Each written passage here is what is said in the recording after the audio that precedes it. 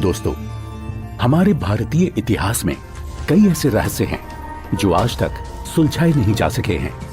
इनमें से एक ऐसा रहस्य है जो पूरे विश्व को हैरान कर रहा है, और वो है जगन्नाथ मंदिर का रहस्य। तो चलिए इस रहस्य को सुलझाने का प्रयास करते हैं। कहते हैं इतिहास को कभी मिटाया नहीं जा सकता। वो इतिहास ही है जो हजारों लाखों वर्षों में घटित हुई अतीत की घटनाओं को चलचित्र की तरह हमारे सामने रूबरू करा देता है। जगन्नाथ मंदिर भारत के ओडिशा राज्य में स्थित एक हिंदू मंदिर है। जगन्नाथ मंदिर को भारत के सबसे पवित्र मंदिरों में से एक माना जाता है।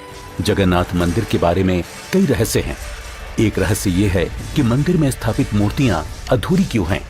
मंदिर का निर्माण कैसे हुआ? इस मंदिर में छुआछूत क्यों नहीं है? इन सभी रहस्यों को जानने के लिए देखते हैं सत्य घटनाओं पर आधारित ये 2D एनिमेशन वीडियो। ईश्वर की लीला अपरंपार है और स्वयं पूर्ण परमेश्वर इस मंदिर के निर्माण में किस प्रकार शामिल रहे हैं, ये बात आज तक आमजन के लिए रहस्य ही रखी गई। आइए उस सत्य से रूबरू होते हैं और जानते हैं आखिर कैसे बना। उड़ीसा के तत्कालीन राजा इंद्रदमन, जो कि बहुत धार्मिक प्रवृत्ति के थे और श्री कृष्ण जी की इष्टतम रूप में पूजा किया करते थे। एक रात जब राजा इंद्रदमन आराम फरमा रहे थे, तब श्री कृष्ण जी उनके स्वप्न में आकर दर्शन देते हैं और उनसे कहते हैं,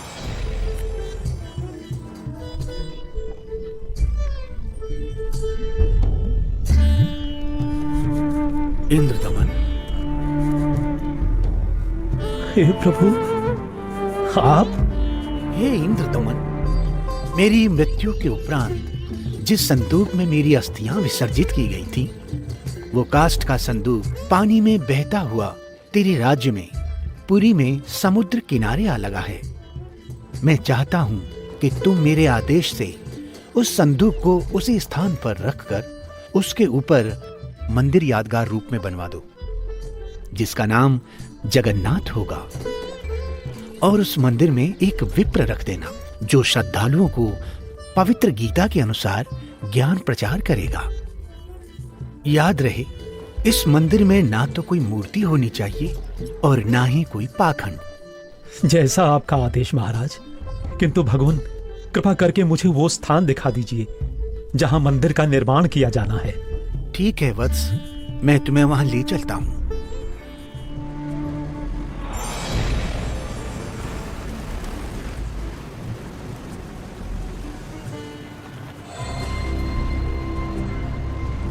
इंद्रदमन, यही वह स्थान है जहां तुम्हें हमारा मंदिर बनाना है।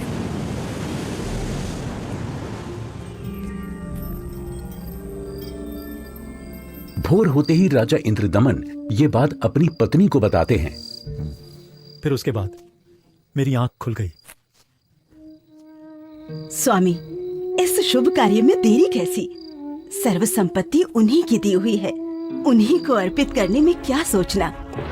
राजा इंद्रदमन तुरंत अपने मंत्रियों की सभा बुलाते हैं और मंदिर बनाने के लिए राज्य के सबसे कुशल कारीगरों को इकट्ठा किया जाता है। जिसके बाद सभी पुरी नामक स्थान पर पहुंच जाते हैं जहां वो संदूक तैर रहा था। उसे निकलवाकर जमीन खोदकर संदूक दबा देते हैं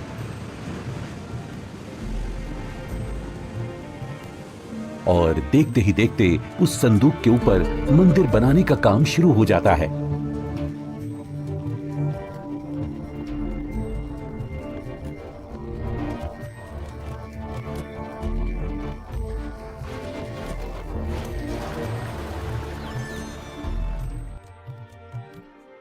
महाराज की जय हो। प्रभु श्री कृष्ण जी की दया से मंदिर बनकर तैयार है महाराज। राजन, बहुत सुंदर मंदिर बनकर तैयार हुआ है। सब श्री कृष्ण जी की कृपा। पीछे हट जाओ, पीछे हट जाओ सभी लोग। समुद्री तूफान आ रहा है। समुद्री लहरें इतनी ऊपर उठकर हमारी तरफ आ रही हैं। लहरें बहुत तेज हैं। भागो, भागो, तूफान आ गया। राजन, ये लहरें तो बहुत ऊंची हैं। हमें अतिशीघ्र यहाँ से निकलना होगा।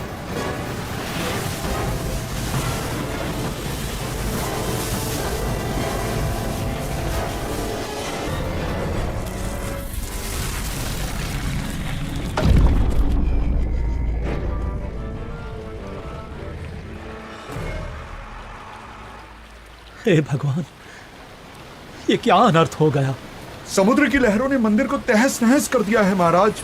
जगन्नाथ मंदिर के तैयार होते ही समुद्री लहरों का आना और मंदिर को अपने आगोश में समा लेना, ये घटना सिर्फ एक बार नहीं अपितु 5 बार घटित होती है। नहीं नहीं, ये नहीं हो सकता। अपने आप को संभालें राजन, हौसला रखें। न जाने समुद्र मुझसे कौन से जन्म का बदला ले रहा है। मैं क्या करूं, कुछ समझ नहीं आ रहा है। राजकोष भी खाली हो चुका है। अब और मंदिर बनवाने का मेरा सामर्थ्य ही नहीं बचा। हे भगवान, यह तुच्छ जीव आपके आदेश का पालन अब नहीं कर पाएगा।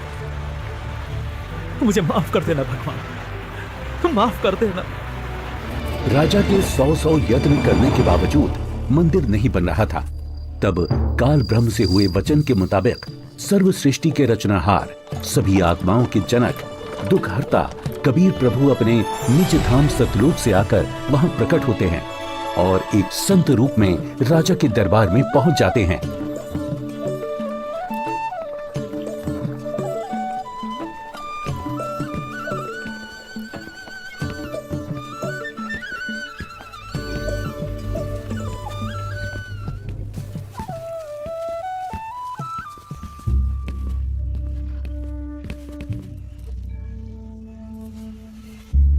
प्रणाम महाराज।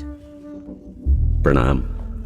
क्या बात है राजन, कैसे उदास बैठे हो?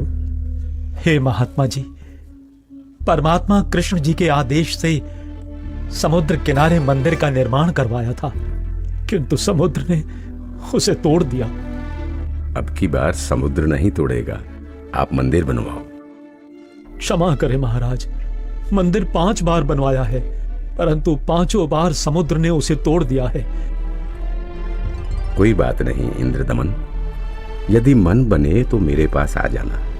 मैं यहीं पास में पहाड़ी पर रहता हूं, वहीं पर मेरी कुटी है।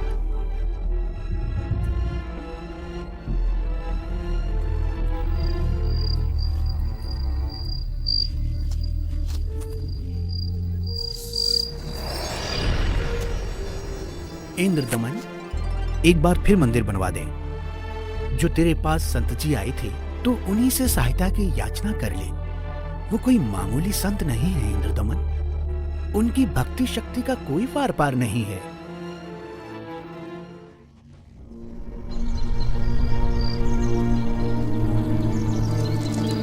क्या हुआ महाराज? अभी अभी भगवान श्री कृष्ण जी ने दर्शन देकर मंदिर फिर से बनवाने को कहा है। अच्छा, और बताया है कि जो संत समुद्र को रोकने की बात कर रहे थे वो बहुत शक्ति युक्त हैं। मुझे उन्हीं के पास जाकर प्रार्थना करनी चाहिए। प्रभु कह रहे हैं तो आप मत चूको महाराज, प्रभु का मंदिर फिर बनवा दो।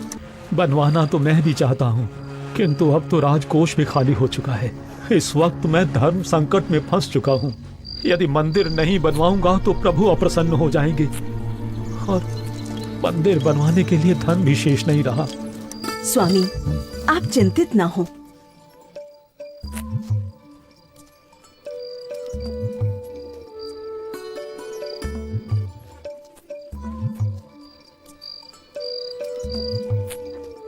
मेरे पास आभूषणों की कोई कमी नहीं है। किंतु रानी, आपके आभूषण। अभी उसकी चिंता आप ना करें राजन। आपका और मेरा दुख एक ही है, दो नहीं है। आप संकट में हैं, मैं इन आभूषणों का क्या करूंगी? आप बस भगवान के आदेश के अनुसार मंदिर निर्माण का कार्य पुनः प्रारंभ करवाएं।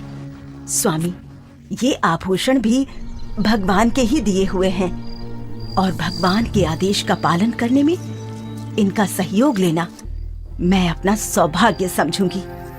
जी। सुबह उठते ही राजा इंद्रदमन अपने महामंत्री को बुलाकर भगवान श्री कृष्ण जी के आदेश के बारे में बताते हैं। आप जाइए और मंदिर कार्य पुनः प्रारंभ कराने की तैयारी करें।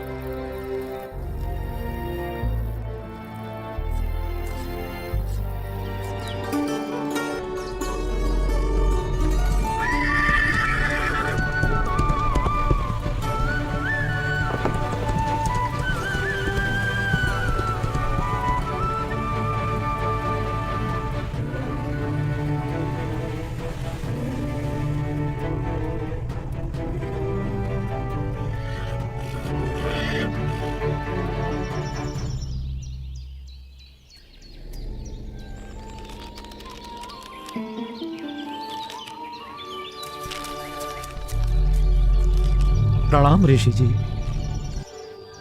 कहो इंद्रदमन, कैसे आना हुआ?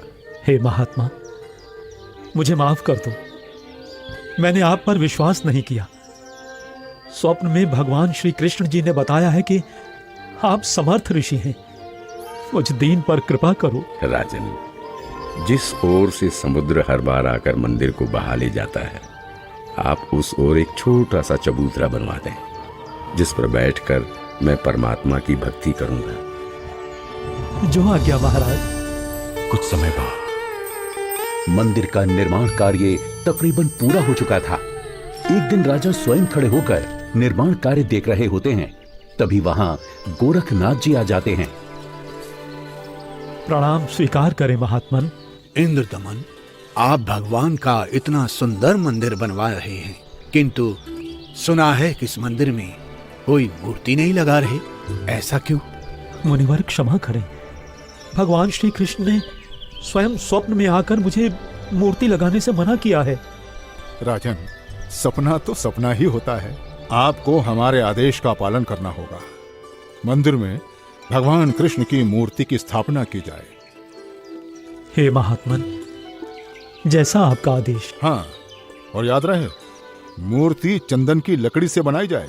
राजा ने अपने मंत्रियों को बुलाया और विचार विमर्श करने के बाद अन्य संतों से कहा कि राजन, अकेले भगवान का मन कैसे लगेगा? मंदिर में भगवान श्री कृष्ण जी के साथ साथ बलराम और सुभद्रा की मूर्ति भी स्थापित की जाए। राजा ने मूर्ति बनाने के लिए एक कुशल कारीगर ढूंढने की बात कही। मंत्रियों ने 3 कुशल कारीगरों को बुलाकर मूर्तियां बनवाना शुरू कर दिया। अब एक तरफ मंदिर तो दूसरी तरफ मूर्तियां बनाने का काम चल रहा होता है, किंतु कुछ समय बाद पता चलता है कि जिस तरह मंदिर बार बार टूट रहा था, अब इस प्रकार मूर्तियों के भी अपने आप टुकड़े टुकड़े होने लगते हैं। और ऐसा 3 बार होता है, जिसे देख राजा इंद्रदमन बहुत चिंतित हो जाते हैं, किंतु भगवान से भक्त का दुख देखा नहीं जाता। इसलिए एक दिन जब राजा अपने दरबार में बैठे होते हैं और पूरा दरबार बिल्कुल शांत होता है, सबके सब इसी चिंता में होते हैं कि करें तो क्या करें। तभी वहां पूर्ण परमात्मा कबीर देव एक वृद्ध कारीगर यानी शिल्पकार का रूप धारण करके प्रकट हो जाते हैं।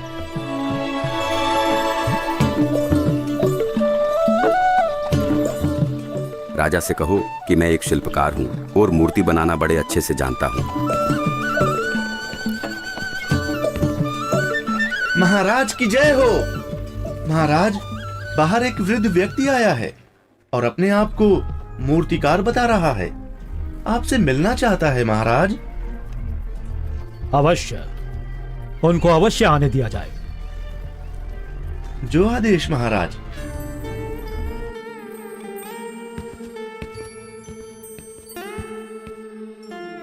ये कारीगर तो बड़ा अनुभवी लगता है। अवश्य भगवान की ही कोई लीला है। हे राजन, मैंने सुना है कि प्रभु के मंदिर के लिए मूर्तियां पूर्ण रूप से बन नहीं पा रही हैं। जी, आपने बिल्कुल सही सुना है।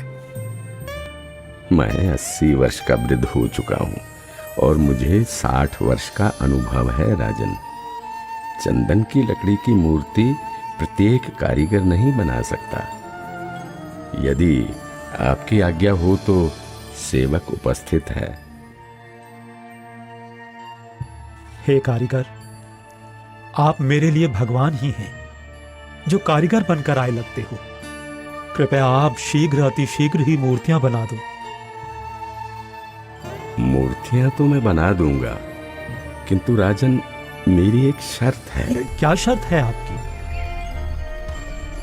राजन, मूर्ति बनाने के लिए मुझे एक कमरा चाहिए, जिसे अंदर से बंद करके मैं बड़ी स्वच्छता से मूर्ति तैयार करूंगा।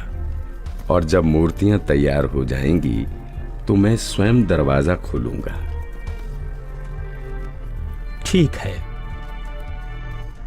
एक बात और राजन, यदि किसी ने मेरे बाहर आने से पहले दरवाजे को खोलने का प्रयास किया तो मूर्तियां फिर पूरी बन नहीं पाएंगी। वो जितनी बनी होंगी उसी हालत में आपको मिलेंगी और फिर उन्हें पूर्ण कर पाना संभव नहीं होगा राजन। जैसी आपकी इच्छा। मंत्री जी, मूर्तियां बनाने के लिए सब बंदोबस्त किया जाए।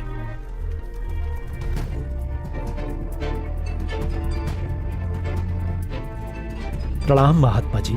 इंद्रदमन, मूर्तियां बनवाई क्या? आपकी आज्ञा का पालन पूर्ण रूप से किया गया है महात्मा जी, परंतु मेरा दुर्भाग्य है कि मूर्तियां बन नहीं पा रही हैं। बनते बनते ही सबके टुकड़े टुकड़े हो जाते हैं। मूर्तियां अवश्य बनवानी है राजन, आप बनवाओ। मैं देखता हूं कैसे टूटती है मूर्ति। हे नाथ जी, प्रयत्न किया जा रहा है। प्रभु का भेजा एक अनुभवी कारीगर बंद कमरे में मूर्तियां बना रहा है। राजा इंद्रदमन नाथ जी को सारी स्थिति से अवगत करवाते हैं और कारीगर की शर्त के बारे में भी बताते हैं, किंतु महात्मा नहीं मानते। वो मूर्तियां देखने की जिद करने लगते हैं और राजा के मना करने के बावजूद भी उस कमरे के सामने पहुंच जाते हैं जहां मूर्ति बनाने का काम चल रहा होता है।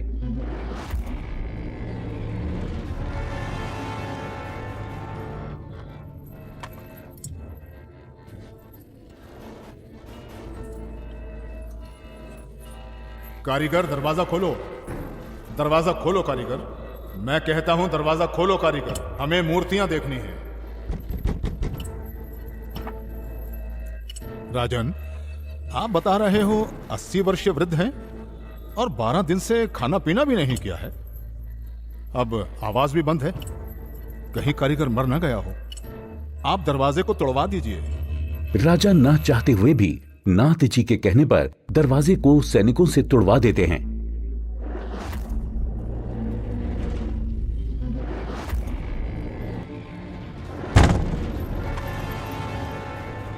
दरवाजा खुलने पर अंदर कोई कारीगर नहीं मिलता। वहां श्री कृष्ण, बलराम और सुभद्रा जी की 3 मूर्तियां रखी होती हैं, परंतु उन मूर्तियों के हाथ और पैर के पंजे नहीं बन पाए थे। ये देखकर सभी चौंक जाते हैं। हे भगवान, वो बुजुर्ग कारीगर तो यहां है ही नहीं। इसका मतलब वो कोई साधारण व्यक्ति नहीं थे, बल्कि स्वयं भगवान ही थे। मंदिर का निर्माण पूरा हो चुका है। अब इन्हीं मूर्तियों को भगवान की इच्छा समझकर मंदिर में स्थापित करवा दो राजन। हो सकता है प्रभु को यही स्वीकार हो। लगता है श्री कृष्ण ही स्वयं मूर्तियां बनाकर गए हैं। मंदिर का निर्माण कार्य संपन्न हो चुका था।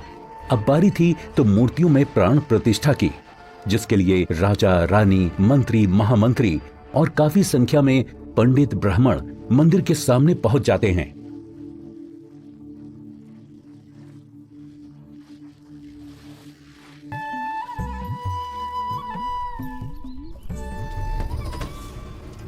रे दुर्बुद्धि शूद्र,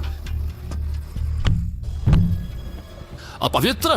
देखता नहीं मंदिर का द्वार अपवित्र कर दिया तूने। ये क्या हो गया? शूद्र कैसे बन गई? भगवान, ये कैसे हो गया? ये कैसे हो गया भगवान? कैसे हो गया? प्रभु क्षुब्ध हो गई हैं क्योंकि मुख्य द्वार को उस शूद्र ने अशुद्ध कर दिया है, इसलिए सब मूर्तियों ने शूद्र रूप धारण कर लिया। बहुत बड़ा अनिष्ट हो गया राजन।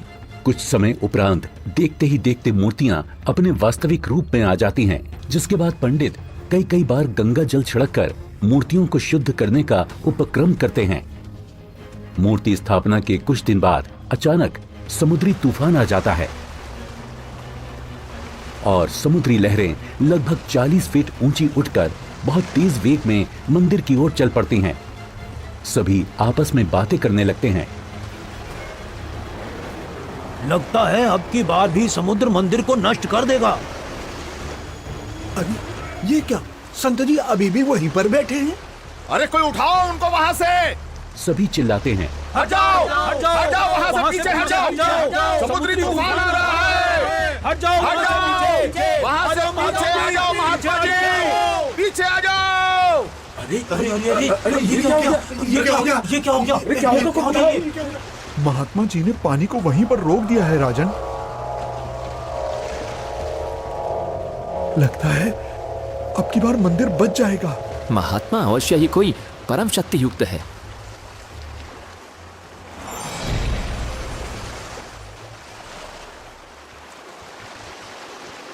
हे भगवान, मुझे रास्ता देने की कृपा करें। मैं मंदिर तोड़ने जाऊंगा। वत्स, ये मंदिर नहीं है। यहाँ पाखंड पूजा नहीं होगी, बल्कि गीता का ज्ञान सुनाया जाएगा। ये तो आश्रम है। आप जैसे बलवान को शोभा नहीं देता कि इसको विध्वंस करें। लेकिन मैं इसे अवश्य तोड़ूंगा, चाहे कुछ भी हो। अगर ऐसा है तो जाइए समुद्रदेव, तोड़िए।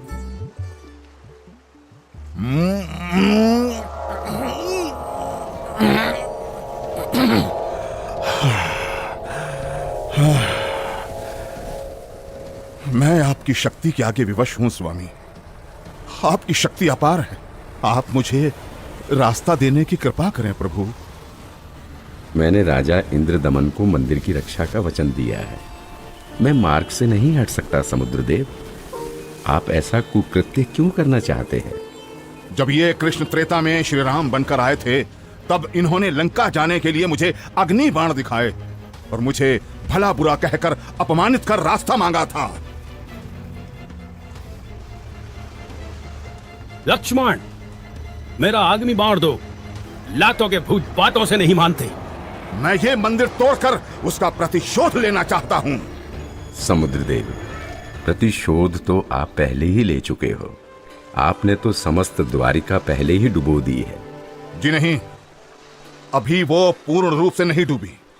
कोई प्रबल शक्ति युक्त संत आने के कारण मेरा वो कार्य भी अधूरा रह गया और वो आधी ही डूब सकी, क्योंकि मुझे वहां पर किसी ने मानो बांध दिया है। वत्स, वहां भी मैं ही पहुंचा था और मैंने ही वो अवशेष बचाया था। अब जा, शेष बची द्वारका को भी डुबो ले, परंतु उस यादगार को छोड़ देना जहां श्री कृष्ण के शरीर का अंतिम संस्कार किया गया था। अन्यथा आने वाले समय में ये भ्रम पैदा होगा कि श्री कृष्ण की मृत्यु ही नहीं हुई। समुद्र, ध्यान देकर सुन। यदि फिर इधर मंदिर तोड़ने आया तो बात ठीक नहीं रहेगी। कबीर परमेश्वर के आदेश से समुद्र लगभग 1.5 किलोमीटर पीछे हट जाता है, जिसे देखकर वहां खड़े राजा, मंत्री, सैनिक और जनता सभी खुशी मनाने लगते हैं और जय जयकार करने लगते हैं संत रूप में आए कबीर परमेश्वर की। महात्मा की जय हो, महात्मा की जय हो, जय हो, जय हो, जय हो, जय हो।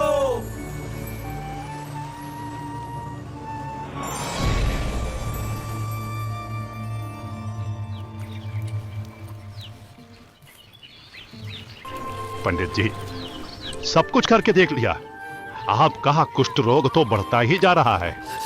भगवान, परमेश्वर, ये क्या हो गया? हे प्रभु, कष्ट हरो महाराज, क्षमा करो महाराज। पता नहीं मुझे किस पाप का प्रायश्चित करना पड़ रहा है। गलती क्षमा करो प्रभु, गलती क्षमा करो।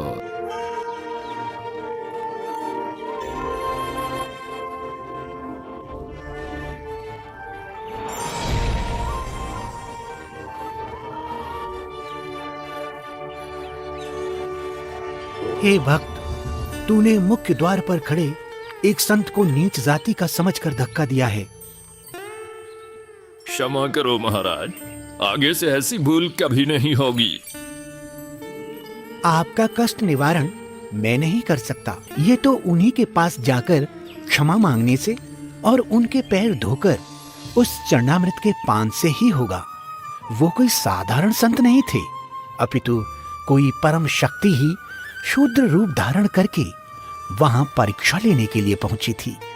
यदि वो आपको हृदय से क्षमा कर देंगे तो ही आपका कष्ट निवारण संभव है, अन्यथा नहीं।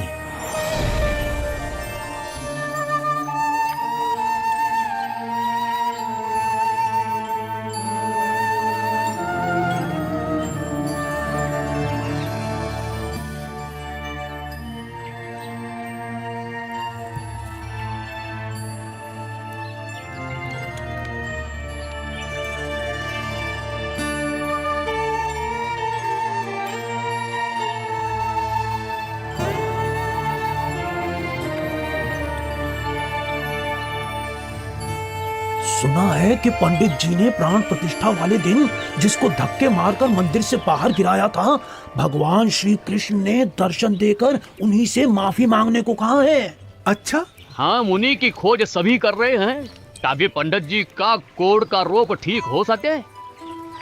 आसपास के पूरे क्षेत्र में घूमने के बाद भी जब परमेश्वर का वो शुद्र रूप कहीं दिखाई नहीं दिया, तब वापस मंदिर जाते समय पंडित जी मन ही मन भगवान से प्रार्थना करते हैं, प्रभु प्रभु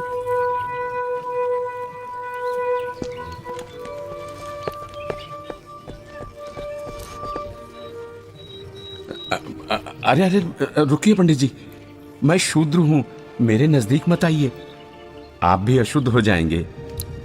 आप ऐसा न बोले, मैं बहुत शर्मिंदा हूं भगवान। परवरदिगार, मेरा दोष क्षमा कीजिए, मुझ पर दया कीजिए करुणानिधि। क्या बात है पंडित जी, आप क्यों विलाप कर रहे हैं? महाराज, उस दिन मुझसे बहुत बड़ी भूल हो गई, मुझे क्षमा कर दीजिए प्रभु। ये नीच प्राणी प्रायश्चित करना चाहता है, अपने चरणों का जल देने की कृपा करें जिससे मेरा कोढ़ ठीक हो सके प्रभु।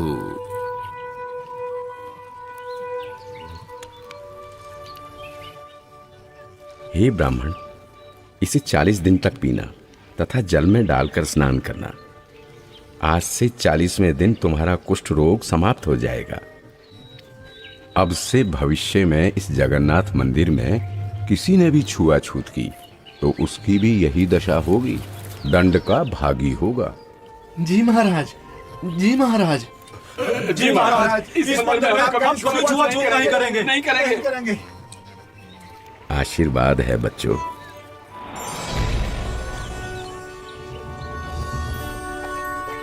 कहते हैं जगत का पेख ना पेख्या, धनी का नाम ना लेखिया। कोई कहता है कि मंदिर श्री कृष्ण जी ने बनवाया, तो कोई कहता है कि जगन्नाथ भगवान ने बनाया, लेकिन जो करने वाला था उसका कहीं नाम नहीं। खैर, वो परमात्मा अपने आप में ही पूर्ण है, वो किसी महिमा का मोहताज नहीं।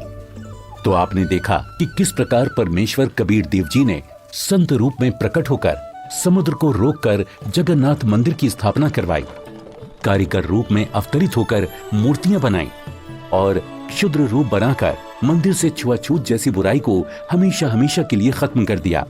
समर्थ का कार्य समर्थ ही कर सकता है। तो ये थी कहानी पुरी के जगन्नाथ मंदिर की, जिसे कबीर प्रभु ने बनवाया और हर वर्ग हर जाति के लोगों को समान अधिकार दिलवाया।